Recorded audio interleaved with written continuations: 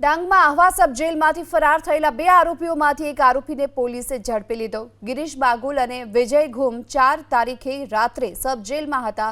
પેટમાં દુખાવાનું બહાનું બનાવી આ બંને આરોપીઓ બેરેકમાંથી બહાર આવ્યા। જેલ ગાર્ડ પર ધક્કામુક્કી કરી સબ જેલનો મુખ્ય દરવાજો ખોલી અને ફરાર થઈ ગયા। હાલ તો એક આરોપીને ઝડપી પાડવામાં આવ્યો છે। કાલે સાંજે એક આરોપી ગિરીશભાઈ બાગુલને પકડવા માટે સફળતા મળી ગઈ છે અને એક આરોપી વિજયભાઈ ધૂમ અત્યારે પણ એમને પકડવા માટે પ્રયત્નો ચાલુ છે।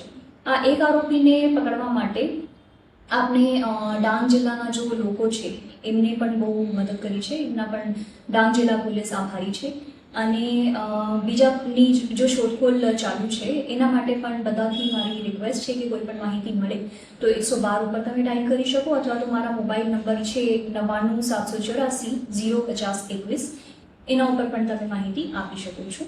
આ જે જેલ ગાર્ડ્સ છે જેની બેદરકારીના લીધે આ બે આરોપીઓ જતા રહ્યા એના વિરુદ્ધ પણ આહવા પોલીસ સ્ટેશનમાં FIR કરવામાં આવ્યું છે અને આ ચારેય જો કર્મચારી છે એમને પણ અરેસ્ટ પણ કાલે રાત્રે કરવામાં આવ્યું છે।